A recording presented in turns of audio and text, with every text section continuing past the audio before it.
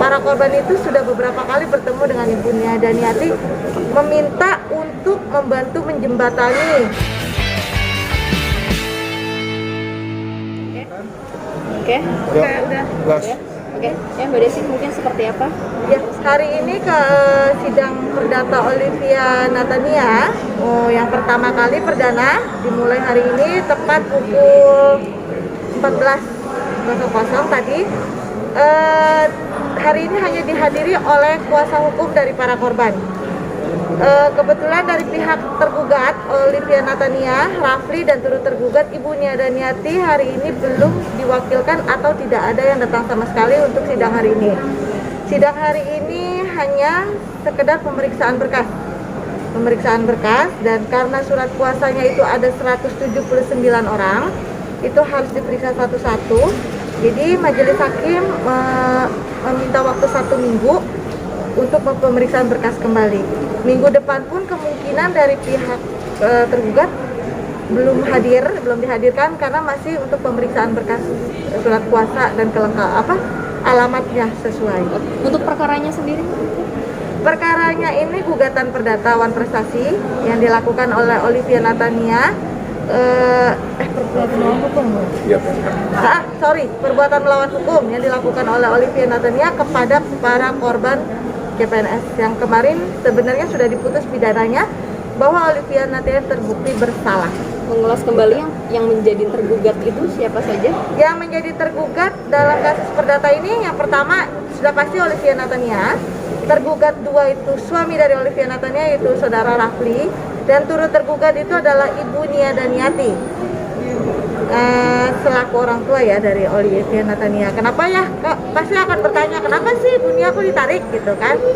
Ibu Nia Daniati kenapa kita tarik ke dalam turut tergugat? Karena selama ini kan kami sudah pernah mencoba berkomunikasi dengan Ibu Nia Daniati.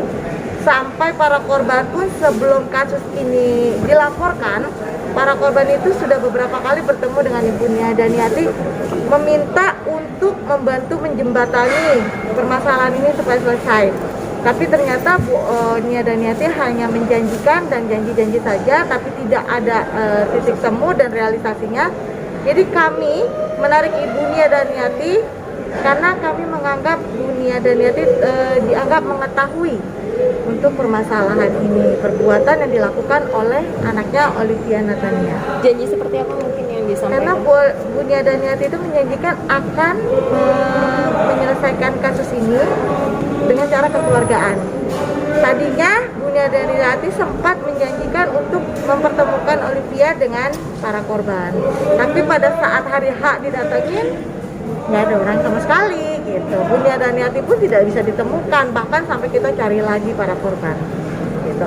Sampai terakhir pas saat sidang pidana kemarin ada negosiasi antara kuasa hukum, tapi di situ pihak Olivia Natania kita deadlock ya, karena hanya menyanggupi bayar 400 juta, sedangkan pada saat pidana itu 9,7 M yang kita ajukan karena korbannya kan masih 225 orang itu. Nah sekarang untuk gugatan perdata hari ini itu hanya 179 orang dan gugatannya nilainya hanya sebesar 8,1 M. Jadi kalau hanya 400 juta ya keberatan, nggak mungkin kan 400 juta itu kita bagi dengan orang segitu banyak. Itu dari sisanya 225 kemana aja? 225 sisanya kan ada beberapa yang sudah mulai bekerja. Dan di saat dia sudah bekerja, dia tidak bisa minta izin untuk datang ke persidangan. Karena kalau perdata itu mereka harus intens sebenarnya untuk datang. Karena nanti kan dibutuhkan bukti-bukti, datanya harus akurat. Itu harus lengkap, yang namanya perdata itu harus selengkap-lengkapnya bukti. Gitu. Nah, jadi kalau seandainya mereka izin atau segala macam, mereka takut lagi kehilangan pekerjaan. Jadi untuk tahap pertama ini mereka skip dulu untuk tidak ikut. Kemungkinan kalau keadaan sudah tenang, mereka itu bisa maju, mereka maju dapat.